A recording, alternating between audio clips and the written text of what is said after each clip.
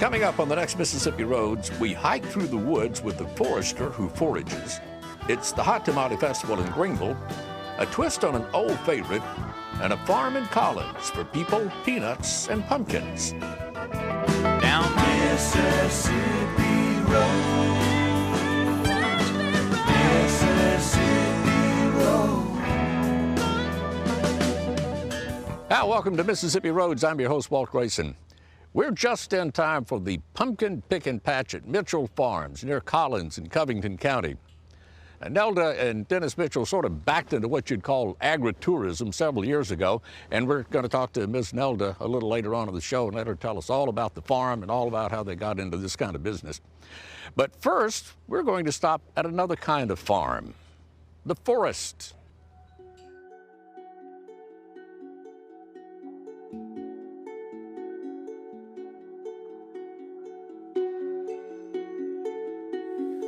Yeah, here's more. Oh, a lot more. Working in forestry, you know, I'm required to be in the woods every day. I enjoy eating from the landscape, foraging basically. It's something I got into when I was big into organic gardening and started realizing there was an organic gardening all around me that I didn't have to tend to. All I had to do was harvest. And what I'm looking for today are black trumpet mushrooms. Golden chanterelles are in season right now. And those are the mushrooms I like to focus on most because you can't find them in a store. And if you do find them in a market or on a menu, you know that they had to come from the wild, that somebody spent the time walking through a forest with the knowledge and skill set that it takes to gather them.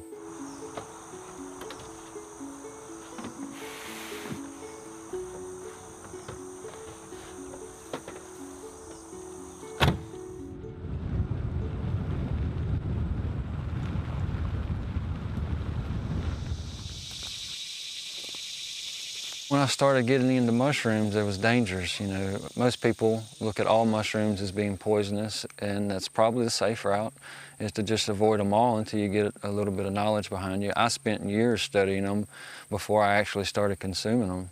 So, you know, taking your time and being safe, and the old saying, when in doubt, throw it out. You know, don't take any risk when it comes to especially mushrooms. There are some very deadly mushrooms and toxic mushrooms that can hurt you. But there's a lot of really choice edible mushrooms that are easy to identify with just a little bit of help and a little bit of study and a little bit of time spent with them in their habitat.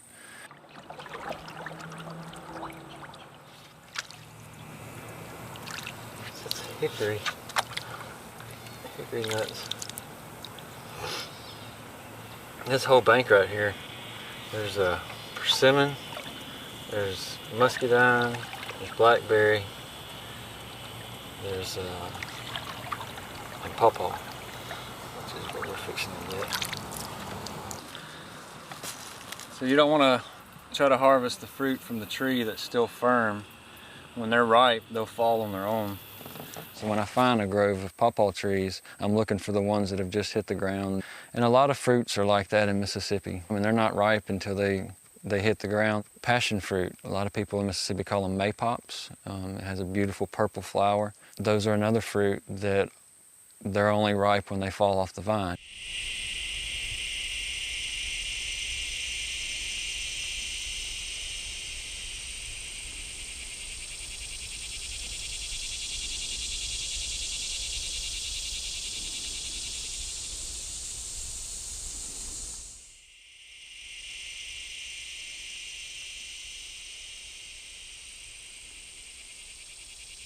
What we're trying to do is gather enough wild mushrooms to make a pizza with some friends of mine in Laurel.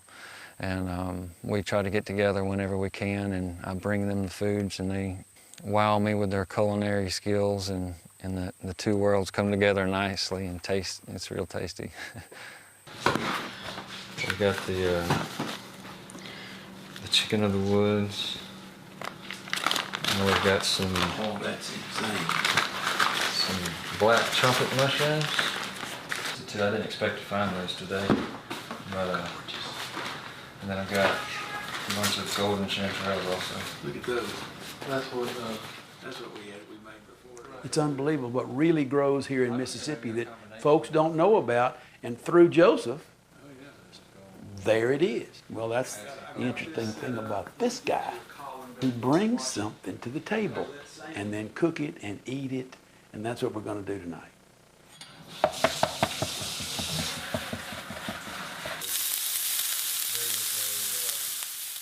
This is the far side of foraging. Well, you did all the hard work over here. And Joseph drags in one day with a sack full of chanterelles. I love perfect mushrooms, and they were perfect.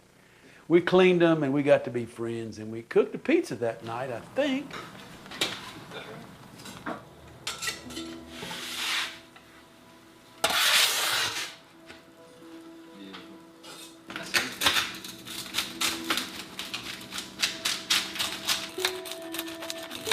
Yeah, foraging and sharing that knowledge with your friends and family, it's another way to bring community and family together. Oh, Will. Yeah. That's the real deal. Instead of buying that organically grown mushroom over the one that's not, you can go to the forest and gather your own, and you have an even more superior product than what was being offered there, and it's absolutely free, and you've gained knowledge in the process and experience and time in nature, you know.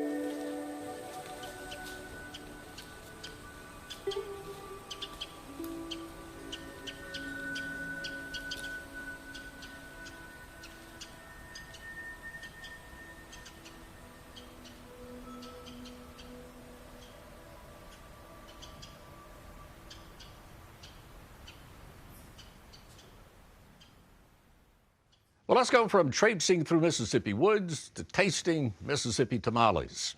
We go to the Greenville Hot Tamale Festival and watch master chefs as they try to create the ultimate tamale.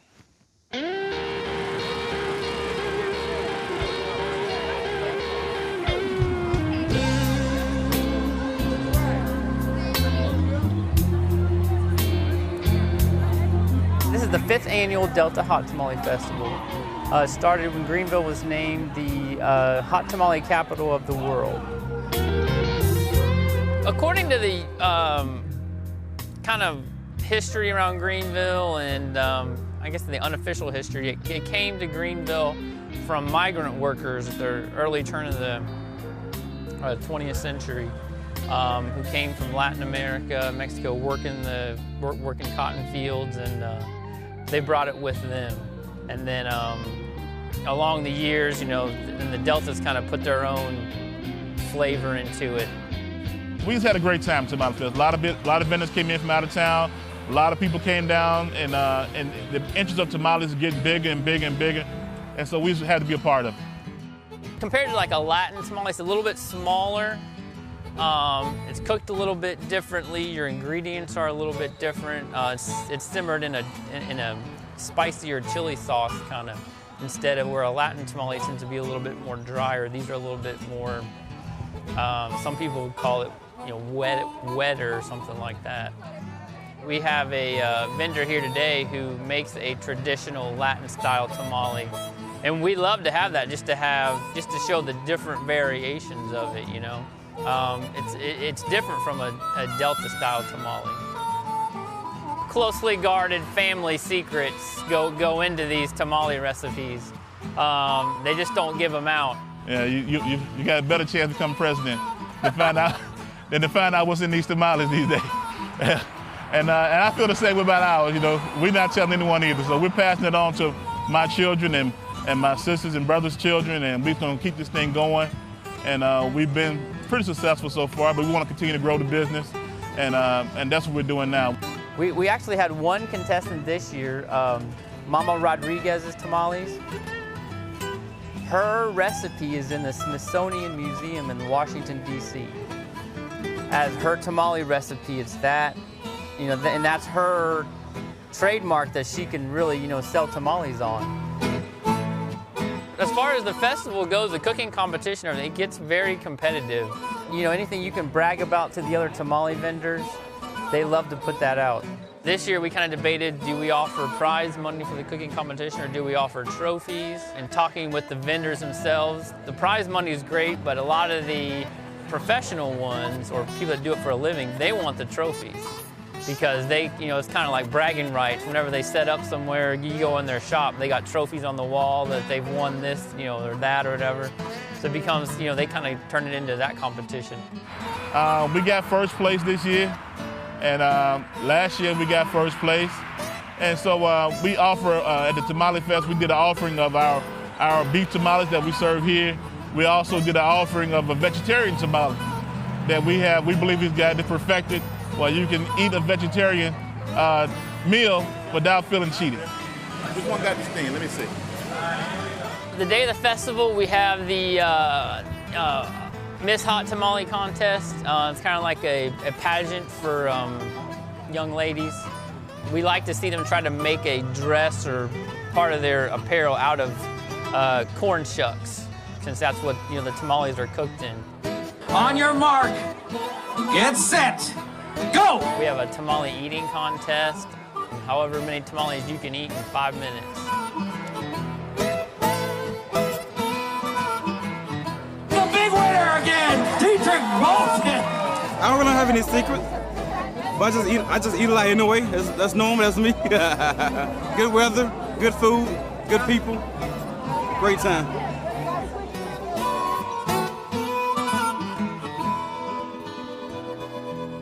And next, we're going to take a look at and a taste of a twist on an old favorite.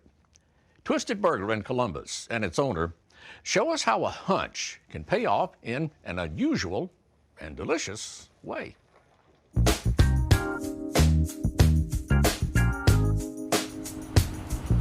I get referred to as a chef a lot, and so I make the correction, to them, and I'm like, I'm not a chef, I'm a backyard griller.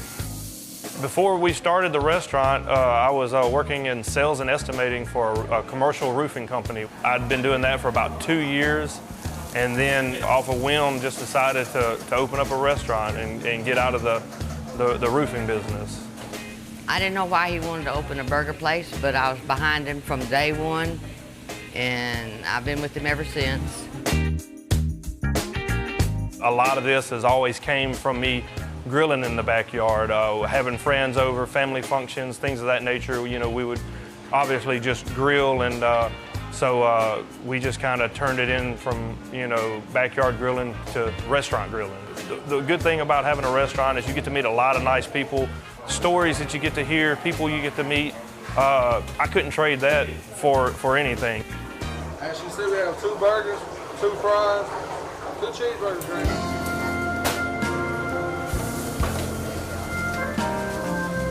When I come in, we prep out everything that we need. Our meat's fresh every day. We don't start with frozen meat. You just turn the grill on and let it get hot, but you don't keep it real hot, because if you do, you'll burn your burgers up. When we were starting the restaurant, one of the biggest things was how to come up with the name. And I was telling a friend of mine the type of burgers that we wanted to do, and he's like, man, that sounds sick and twisted. And it's just stuck. After we'd been open about a year, we came up with the red, white, and blue. It starts off with a base layer of blue cheese, our twisted patty with pepper jack cheese, and then our homemade buffalo sauce over the top of it. It's got just amazing flavor. It's hitting that palate in every way possible. It's just, your taste buds are just making sirens go off. We have one that's called the Western. It's cheddar cheese, jalapenos, barbecue sauce, and bacon. All the guys who lift weights and go to the gym, they like the Godzilla because they get a lot of protein out of it. And it has corned beef, roast beef, turkey, and ham. And then I put 2 pieces of Swiss cheese on top of it, and it melts, and then I put it on a patty with bacon and American cheese on it. So it's a really big burger, and it's nothing but meat. I've tasted every burger that we have on our menu. We come up with specials all the time, and every time we come up with a special, I'll eat it just to make sure that the taste is there and that the combinations of everything are where they need to be. Mom and pop style restaurants, local restaurants, you don't have the name recognition that a lot of the franchise restaurants have, so you depend upon, you know, the local clientele to support you, and word of mouth and things like that. So you really got to have a great staff, you know, for the repeat customers to come back all the time. 3 more fries, 4 burgers. When we have a whole list of tickets hanging up in front of us, it gets intense, but we get it out. I mean, man, it's a great place, man. Actually, real burgers is nice. Had them out every morning. You know, great season, everything. Good burger, man. Come try it. Even though I own the place, I never consider myself the owner. I don't consider myself a boss. I'm the guy that's gonna work just as hard as the guy next to me, and I'll work 7 days a week. The biggest thing owning a local restaurant is you couldn't do it without the support of the local clientele, you know, the citizens of Columbus, West Point, and the surrounding areas. They support us really well. We have a lot of repeat customers that visit us sometimes more than twice a week. They get to know our waitresses get to know them.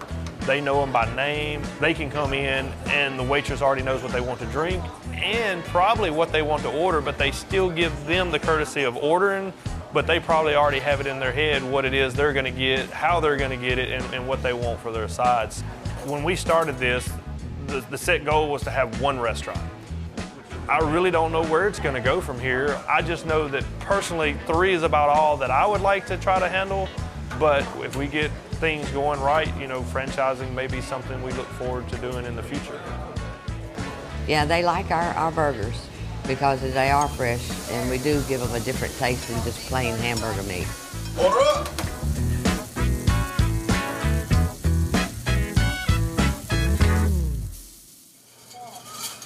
Up next, we sit down with Nelda Mitchell for a few minutes to learn a little about Mitchell Farms and how this magical place came to be.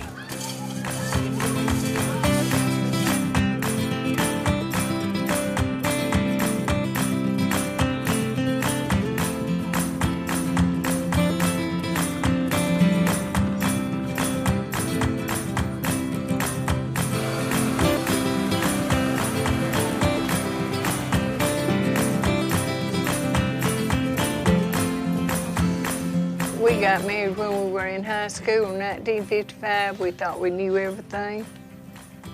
And this farm came up for sale. There was 360 acres in this plot. Came up for sale that spring. So we moved up here and lived in the old farmhouse. Started farming on our own. Now, for several years, it was cotton and cattle because that's all we knew at the time. And so that's what we did. But then in the 60s, if you remember, we had 3 hurricanes. Now, most people remember just one, Camille, but we had Carla and Betsy, and cotton doesn't do well when it gets to be in hurricane time, so we looked for something else to do, and so in 1970 we started growing peanuts as well. Was peanuts a big thing in Mississippi when y'all started, or were y'all kind of the pioneers of it? We were kind of the pioneers of it because at that time you had to get an allotment, and we got a 30-acre allotment. But that very first year, the ASCS agent out here at Collins came out and measured our peanuts after they were ready to harvest, and we had 2 or 3 rows too many. And he told us we would have to destroy them before he would give us our marketing card. It was a shame to completely destroy that many peanuts. They made good that first year. So we asked him if we could eat them, and he said, well, we could. And then there's more than we could eat. We asked, could we give them away to our friends and neighbors? Well, he said we could. And then we asked him, could we sell them, asked him to pay a little bit of money for them. He couldn't find any reason we couldn't charge, so we asked 15 cents a pound. And I got on the phone, called everybody up and down the road, all the kin folks all around, and said, Saturday, we're going to dig these rows of peanuts, and if you want any at 15 cents a pound, show up. Well, we had more people than we had peanuts. And that got us in the green peanut business, and that got people coming to the farm. Now, the real attraction, though, you already had people coming to the farm, but what was it that bumped you over into this agritourism business? We bought an old log house built in 1877 and moved it here. And we built another one, and people coming for the peanuts and the vegetables would see them and say, "Do you mind if I go look at that old house?" Well, sure. So they would like what they saw, and they said, "I'm coming back. I'm gonna bring my Sunday school class, or my sister, or somebody." And they would. They'd come back and they'd bring somebody. And then we'd have small tours, and that got us started doing it. So we have 3 log houses, and we call them farm museums. One thing I'm awfully interested in is your collections of things that you've got in, you call it your fun room over here. Yeah, I've decided if I was ever going to get Walt Grayson here, I was going to have to just really get busy and we call it get bowed up collecting. Okay. And I finally got enough. I got 2,023 skillets hanging up. Wow. And I finally got you here. I was waiting on that 2023rd one before I came. Yeah, that's right. Took that many to get you here. I never have liked collecting things because they have to be dusted. Yeah. But I decided if I was going to get a lot of people come, I had to get serious with my collecting. And so once a year, I hire somebody to come dust my stuff. And yeah. Then, that got us started. It's, a lot of it's real unique, though. If you really look at it, it's really unique.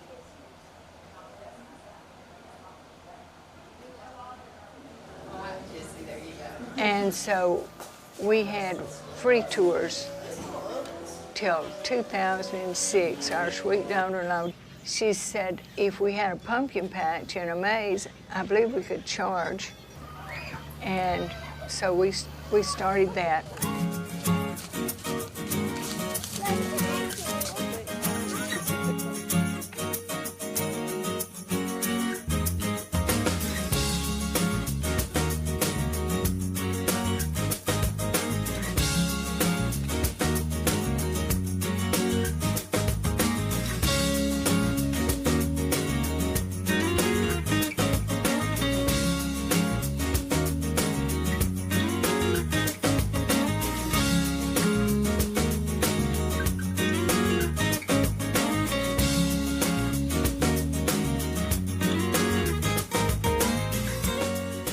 We had a playground for the children, the pumpkin patch and the maze. And so in the fall of the year, we try to entertain people. Fun country things, farm things, where children can really get sand in their shoes and corn in the pockets, and it's fun. Fun, fun, fun. And they love pumpkins. It's amazing. Now, everybody that pays admission gets a free pumpkin. And they love pumpkins. Do you have any earthly idea how many visitors you have per season? Oh, roughly around 40,000.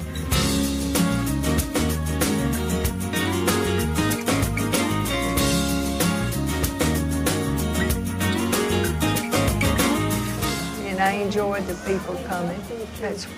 It's wonderful to have people to come, but it's even more wonderful when they have a good time.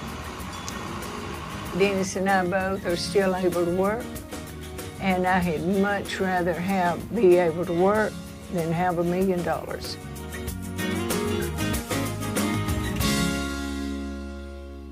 Hey, that's it for this week. If you'd like information about anything you've seen in the show, contact us at mpbonline.org/Mississippi Roads. And make sure you like our Mississippi Public Broadcasting Facebook page. Till next time, I'm Walt Grayson, and I'll be seeing you on Mississippi Roads.